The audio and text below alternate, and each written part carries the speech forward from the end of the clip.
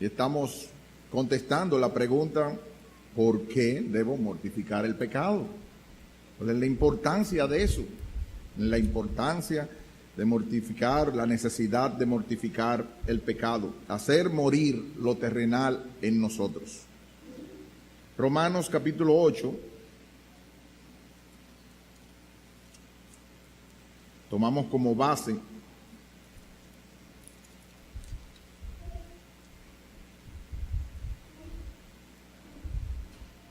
los versículos 2 y 13, pero ahora vamos a leer el versículo 4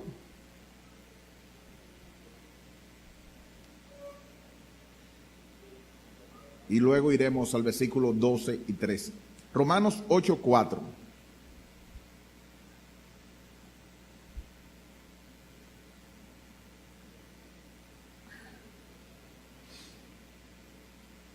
Para que la justicia de la ley se cumpliese en nosotros, que no andamos conforme a la carne, sino conforme al Espíritu. Versículos 2 y 13. Así que, hermanos, deudores somos, no a la carne, para que vivamos conforme a la carne. Porque si vivís conforme a la carne, moriréis. Mas si por el Espíritu hacéis morir las obras de la carne, viviréis. Oremos.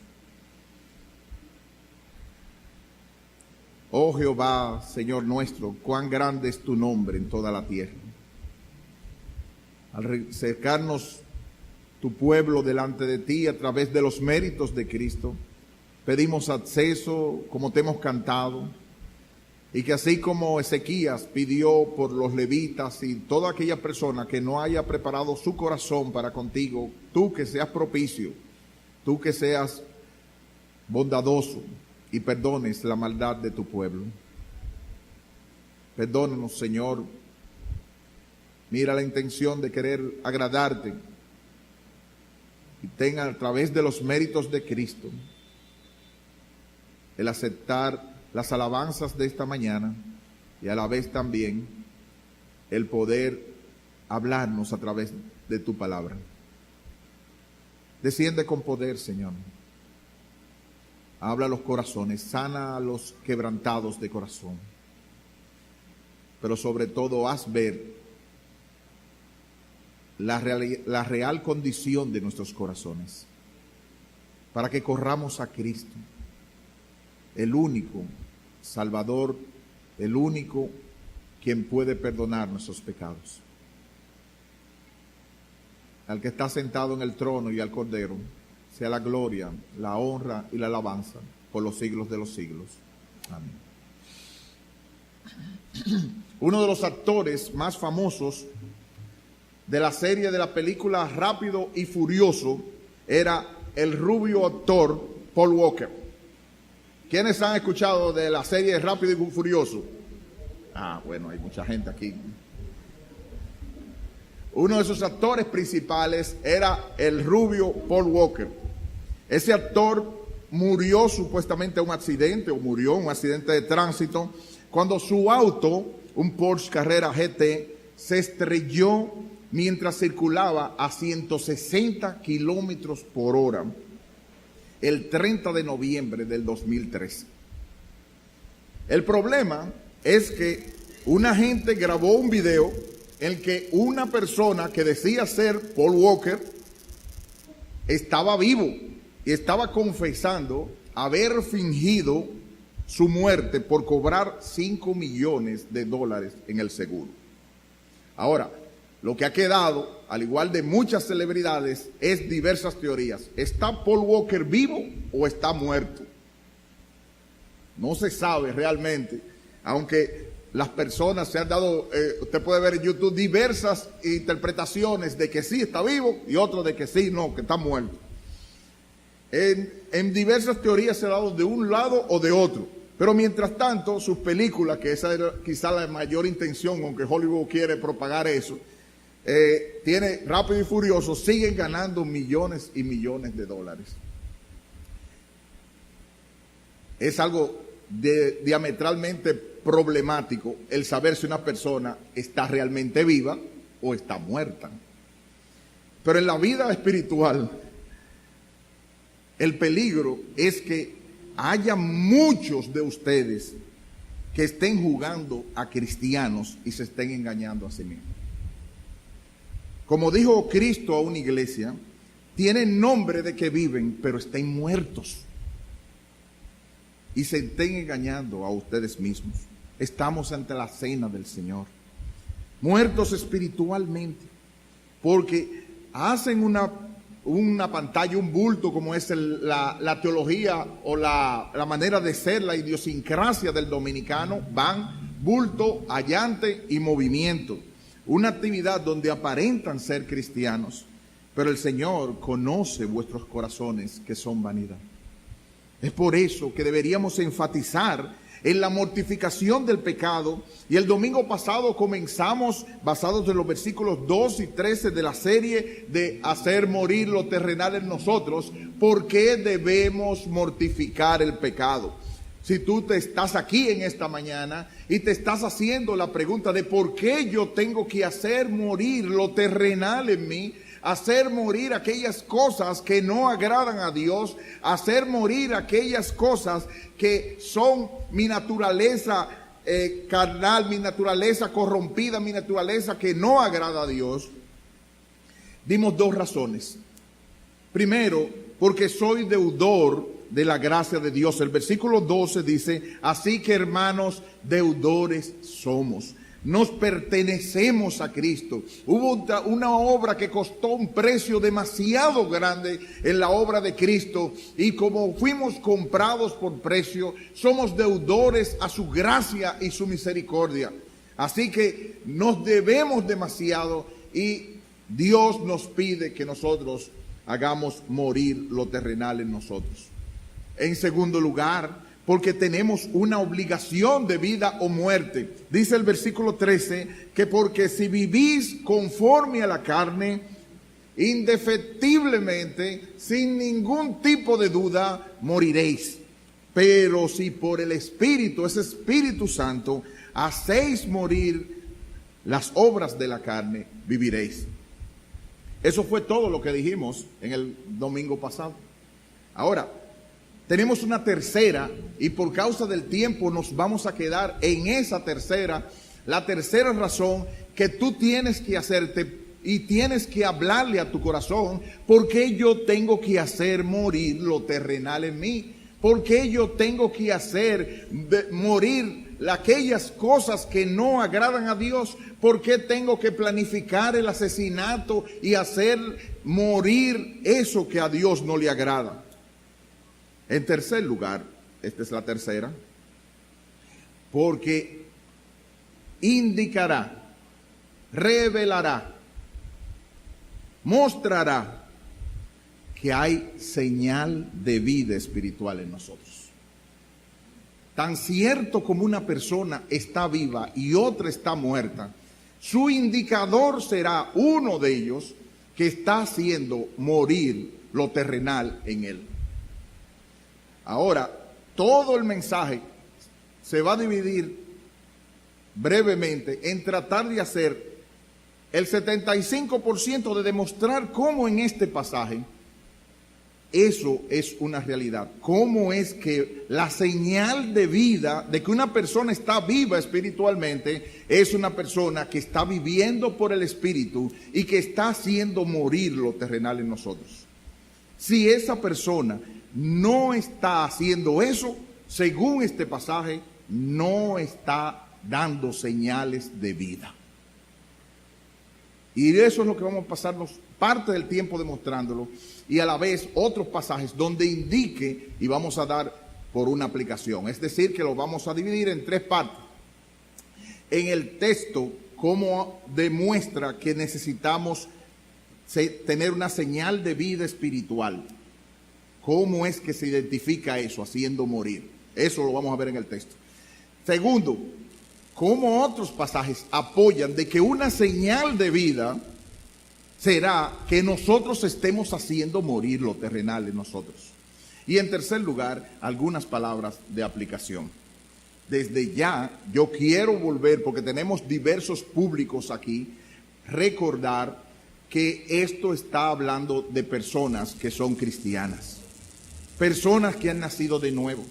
Y así como hay una señal tan clara entre Braille, que estaba aquí, de que estaba vivo, y otra persona que no está vivo, es pedirle a una persona que haga morir lo terrenal en él si no es cristiano. ¿Cómo vamos a poder decirle? Él lo que tiene que correr hacia Cristo, la única fuente que puede hacerlo. Así que cuando tú te estés preguntando, yo quiero que así tú te hagas el análisis, y eso es lo que vamos a hacer la aplicación al final, si tú de verdad estás haciendo morir lo terrenal en ti para demostrar que eres cristiano. Así que la Biblia define claramente en este capítulo y en otros que una persona nacida de nuevo, una persona verdaderamente cristiana, es una persona que está luchando, que se está esforzando, que habitualmente intenta hacer morir lo terrenal en ella. Así como sabemos que un ser está vivo por los movimientos que realiza, así podemos buscar vida espiritual en quien está luchando por hacer morir lo terrenal, hacer morir lo que la palabra menciona, la carne. Como dijimos el domingo pasado, cuando la Biblia menciona la carne, depende en qué contexto lo esté diciendo, porque significan varias cosas.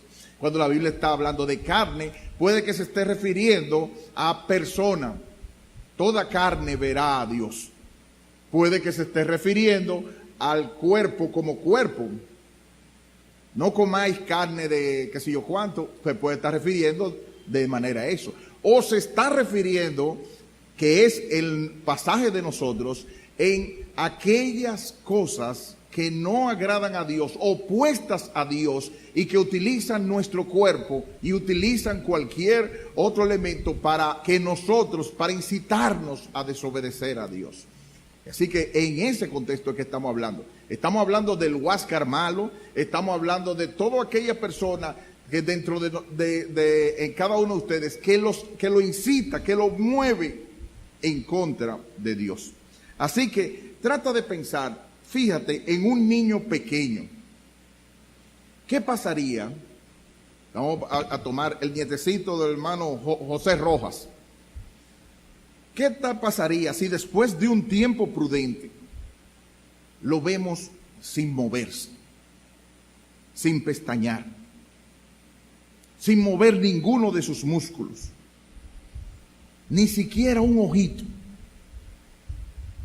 ¿Qué pasaría si al pasar los minutos y un tiempo prudente nosotros observamos eso en cada uno de los nietecitos o hijos de nosotros?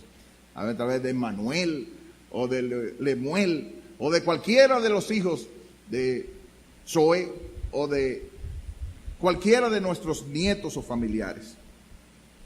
Comenzaríamos a sospechar que hay alguna anomalía y no nos acercaríamos para ver si respira, si hay pulso, y lo moveríamos a ver qué pasa. A todos los padres nos pasó eso cuando estábamos durmiendo con nuestros hijos chiquitos. Nosotros nos acercábamos a ver si de verdad estaba tan tranquilito durmiendo, que nosotros, pero no lo estábamos ni siquiera observando. Y estoy seguro que la tía mía hizo eso varias veces con nosotros. De la misma forma, la Biblia es explícita al afirmar que la señal de que hay vida espiritual es que ha nacido de nuevo, en que no de una manera perfectamente, pero sí constantemente, habitualmente, hace morir lo que hay terrenal en su vida. Eso es una persona tan decidida que está viva, como si nosotros estuviéramos hablando de Manuel, de Lemuel o del hijo del nieto de Osoe o cualquiera de esos. Hay una diferencia tan radical entre un cuerpo que está muerto y una persona que está viva, como eso en que hace morir lo terrenal que hay en él. Y si tú no estás empeñado, si tú piensas que eso es una opción, no, eso es, ya después uno se convirtió y después uno está de chepa entrando en eso, no.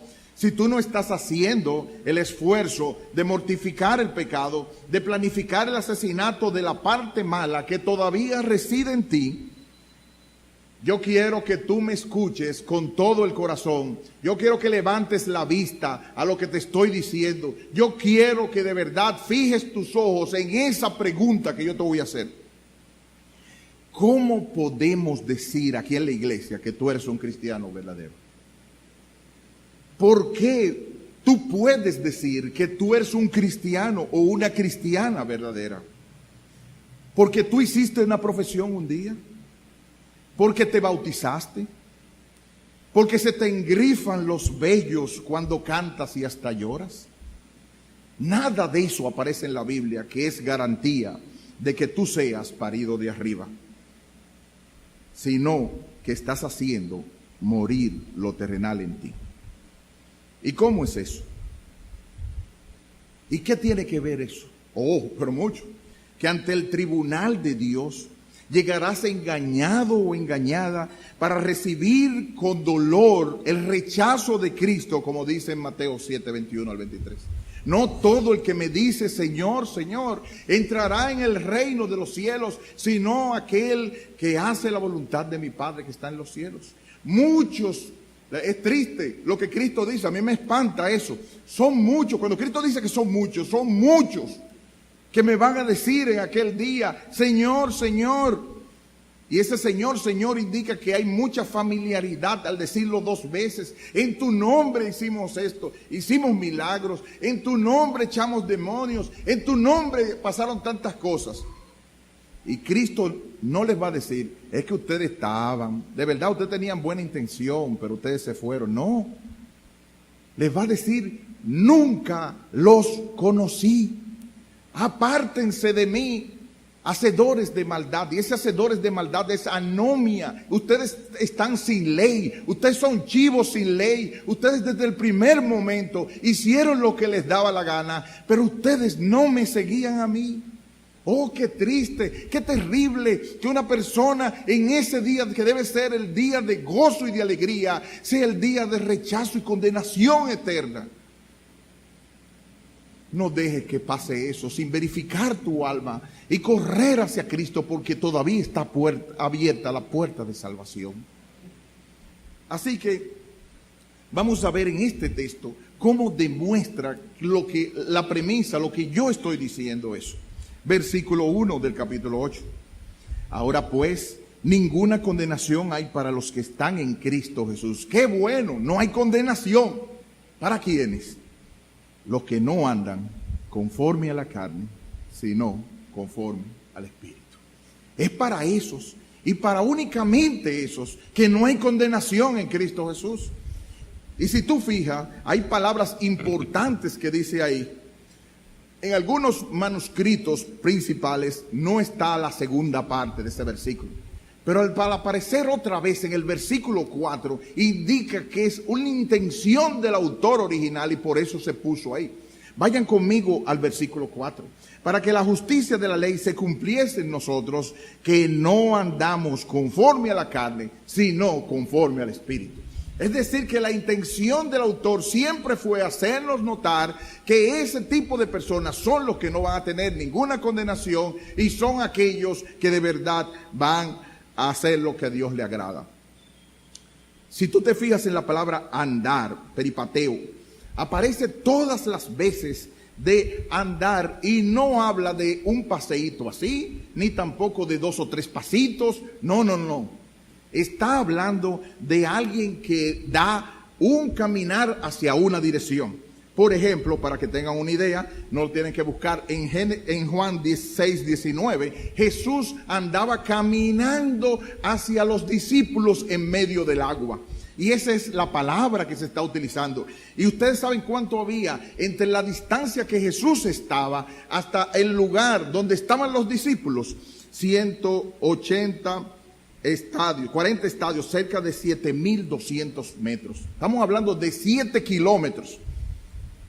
Entre lo que Cristo estaba caminando por el agua para llegar hasta donde estaban sus discípulos. 7,5 kilómetros. O sea que no estamos hablando de una persona que da 2 o 3 pasitos. Es una persona que está habituado y en una dirección caminando, los que no andan conforme a la carne. Esas personas están caminando, esas personas están en esa dirección, esas personas están buscando lo que el Espíritu hace y no lo que su parte negativa, la parte que está en ellos, que quiere hacer y que está en contra de Dios. Es decir, que esa persona no está en déjenme quieto, déjenme tranquilo, yo sé lo que hago, yo sé que soy cristiano, yo sé, pero que nadie se meta conmigo. Esas personas no están andando conforme al Espíritu. Esas personas no tienen esa dirección. MacArthur dice, andamos se refiere a un estilo de vida, los hábitos cotidianos y la manera de pensar que caracteriza la vida de la persona. Y si se fijan, cuando está hablando la palabra conforme, katá, esa palabra lo que quiere decir es que está en común acuerdo, está amoldado y está de acuerdo a seguir ese mismo patrón. Esa persona, versículo 4, dice la Biblia que no andan conforme a la carne, sino conforme al Espíritu. Hay dos patrones claramente diferenciados. Son personas que están o un lado o están del otro, no están en los dos. Esas personas hacen progreso en una dirección y están así. Y así como el capítulo nos muestra dos grupos diferenciados, los que andan conforme a la carne y los que andan conforme el Espíritu, esos dos grupos también piensan continuamente en las cosas de la naturaleza pecaminosa o lo que Dios dice. Miren, por ejemplo, versículo 5, porque los que son de la carne piensan en las cosas de la carne. Y los que son del Espíritu, en las cosas del Espíritu. Si vemos, son personas, piensan, presente continuo. Esas personas tienen el hábito de pensar continuamente. Esas personas no se levantan oyendo a Disney 96.5 ni nada por el estilo. Esas personas, desde que se levantan, enchufan con amor de Dios, tu inmensidad. Esas personas piensan en las cosas del Espíritu. Y si se levantaron oyendo cualquier otro tipo de cosa, inmediatamente su corazón torna, su corazón piensa, su corazón vuelve otra vez, porque no es el hábito normal de donde ellos están. Piensan continuamente en las cosas de la naturaleza pecaminosa, esas personas negativas, esas personas que no conocen a Dios, su carne. Dice MacArthur, este verbo griego se refiere a una orientación básica de la mente, pensar, una mentalidad que incluye afectos, procesos mentales, voluntad propia del individuo. La disposición básica de los incrédulos, es satisfacer los apetitos de la carne no redimida. Todo cristiano verdadero es habitado por el Espíritu y entonces manifestará el fruto que produce esa vida. Termina la cita. El pasaje nos está mostrando que hay dos grupos definidos. El pasaje nos está mostrando que hay dos personas que tienen una naturaleza básica definida, que están amoldados o están buscando amoldarse al proceso del Espíritu Santo y su guía para la vida. Y que hay otros que ni siquiera eso les molesta. Esas personas están habituadas y han pensado como los dos sombreros, que el culto de la iglesia es tan pronto, lo más pronto que se acabe, para yo quitarme el sombrero y seguir con mi proceso de tigueraje, seguir con mi proceso de hacer lo que yo quiero hacer y sencillamente ya tengo el otro sombrero. No, esas personas han hecho morir lo terrenal en él y están haciendo todos los días. Piensan, se dedican. MacArthur termina, esta es una ecuación simple. La persona que tiene la mente enfocada en la carne está muerta en sentido espiritual. Uno es muerte y otro vida, como dice el versículo 6. Y el versículo 7 dice, por cuanto los designios de la carne son enemistad contra Dios, porque no se sujetan a la ley de Dios, ni tampoco pueden. Y los que viven según la carne no pueden. No es que no quieren, ellos no quieren, pero no quieren porque no pueden agradar a Dios. Hendrickson brevemente dice, este tipo de conducta, siendo el resultado de la acción del Espíritu que mora en los creyentes, revela el fruto del Espíritu. El modo de vida opuesto, el que es conforme a la carne, procede de la naturaleza pecaminosa y está caracterizado por los hechos que uno relaciona con esa naturaleza. Gálatas 5, 16 al 25 habla de esos lados. Esto da una descripción, y termino esa cita, adicional de dos clases de gente. Los que viven conforme a la carne permiten que sus vidas sean básicamente determinadas por su pecaminosa naturaleza humana.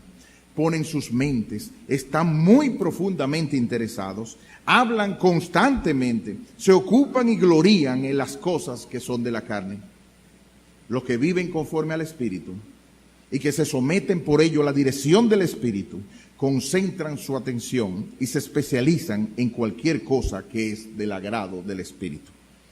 En el conflicto entre Dios y la naturaleza pecaminosa humana, los que viven conforme a la carne se ponen del lado de como si fuera un bando de la naturaleza humana, y el segundo toma el lado de Dios. Romanos nos recuerda que es imposible estar en ambos lados al mismo tiempo. Es decir, la disposición básica de nuestras vidas debe enfatizarse está o del lado de Dios o del lado de la pecaminosa naturaleza humana. Terminar así. Hay más pasajes, solamente los voy a decir para que lo tengan en referencia. Gálatas 5, 19, 21 al 24 nos menciona de que manifiestas son las obras de la carne, y los que viven según la carne, los que practican tales cosas, no heredarán el reino de Dios.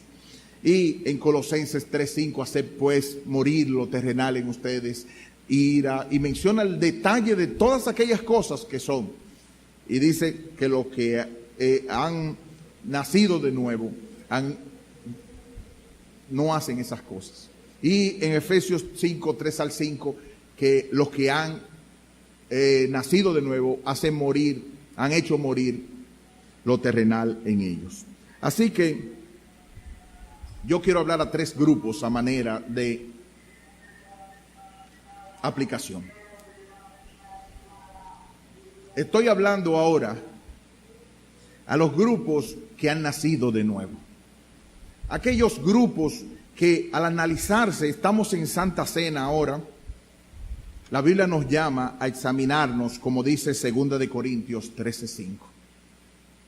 Examinaos a vosotros si estáis en la fe. Probaos a ustedes mismos. ¿O no sabéis que estáis? A menos que Jesucristo no esté en ustedes.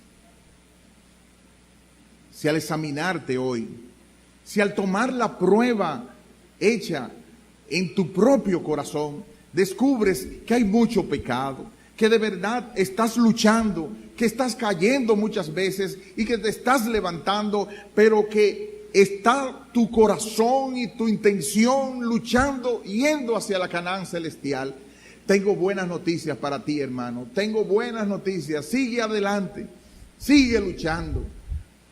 La prueba de que estás vivo es que estás luchando. La prueba de que de verdad quieres hacer la voluntad de Dios es que estás haciendo el esfuerzo.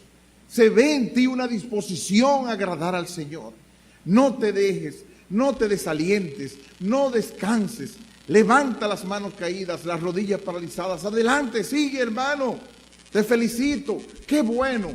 Eres de los peregrinos que van hacia la Canaán celestial, y todas esas canciones que se cantaron, la obra de Cristo, hay un intercesor, hay un Salvador glorioso que está orando por ti, hay hermanos que están orando por ti. Sigue adelante. Por momentos quiere tirar la toalla, pero sigue adelante, sigue con fuerzas, que el Señor, la obra en el Señor no es en vano.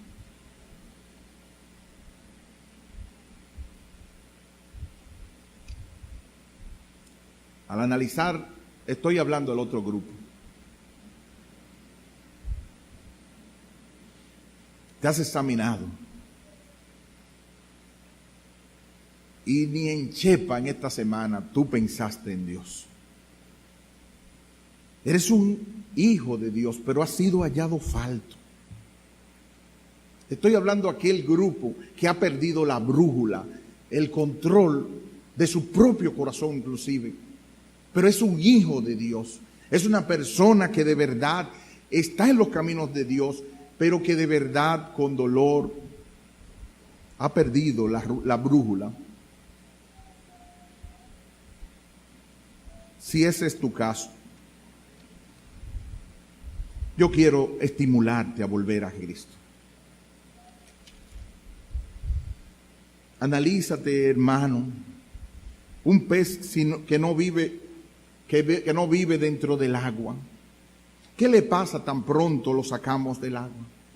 Ese pez se asfixia, comienza a patalear, comienza a mover todo su cuerpo necesitando agua. ¿Cuándo fue la última vez de dolor y remordimiento por no hacer lo que agrada a Dios? ¿Cuándo fue la última vez que tu corazón tenía sed por Dios y te sentiste tan bien de hacer su voluntad, que el menor rasgo de salirte de la voluntad de Cristo te produjo tal dolor en tu corazón como el pez fuera del agua? ¿Cuándo fue la última vez que cuando tus amiguitos, tus amiguitas te querían hacer salir para hacer lo que a Cristo no le agradaba?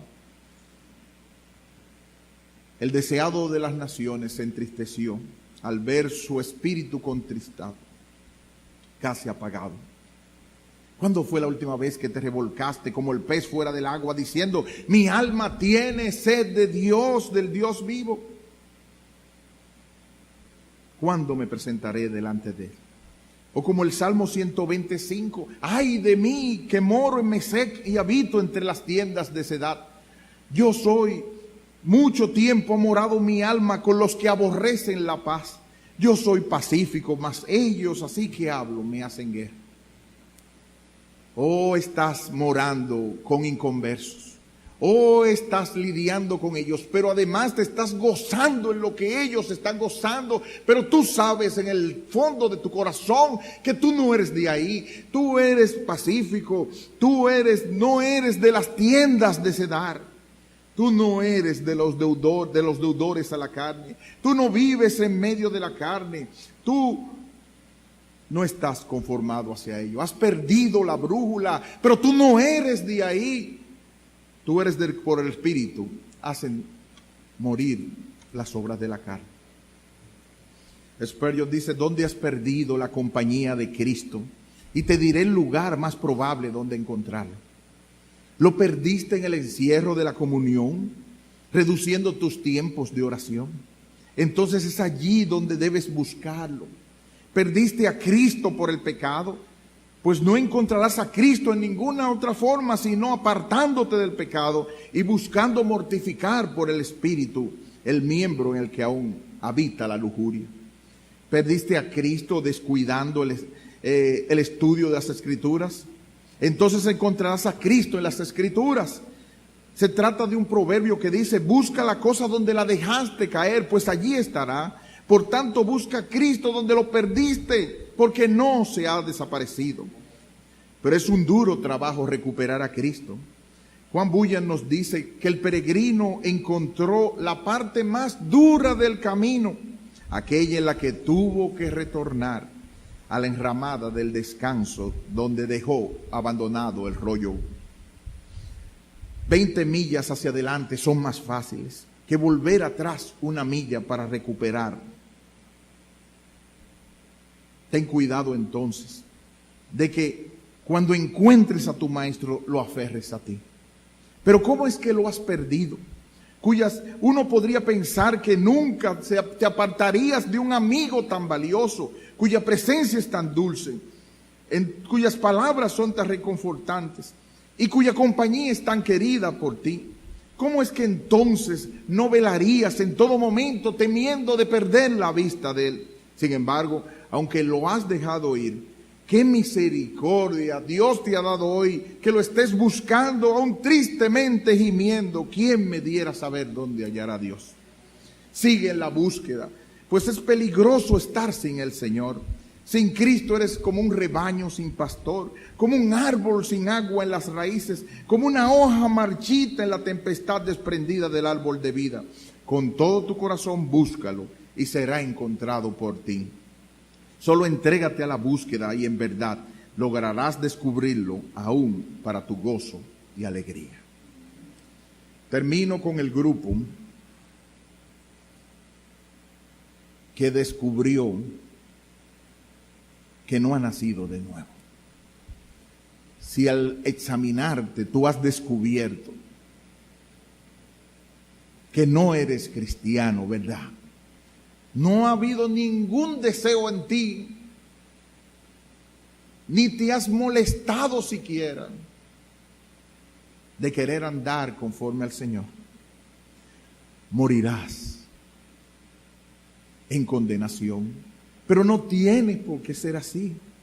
Jesucristo, el único y perfecto Hijo de Dios, vino a este mundo, vivió una vida perfecta y murió en una cruz en lugares de todos aquellos que se arrepientan y crean, que renuncien a vivir conforme a la carne, que renuncien a las normas y dictados del Dios de este siglo, Satanás, que se arrepientan y crean en Él, el Señor Jesucristo, y crean en Él como el único que puede interceder por ellos, sacerdote, como el único que puede hablarles palabras de Dios, profeta, y el único que puede guiar sus vidas como rey. Y si tú crees, si tú acudes a Él, si confías ese pesado cargo, Él es fiel en recibirte, porque Él dice: el que a mí viene, en ninguna manera le echaré fuera. Hoy estamos frente a la mesa del Señor. No es cosa pequeña. El cielo y la tierra, el infierno y la gloria están frente a ti en este momento. Al acercarte a la mesa del Señor, aunque tú no lo vayas a tomar por no ser cristiano, examina tu corazón. Esa canción de la gloria de la cruz puede ser el triunfo donde, si miras con fe a Jesucristo y crees en Él, serás salvo. No salgas de aquí sin haber entregado tu vida al Señor. Señor te bendiga. Oremos. Oh Padre Celestial,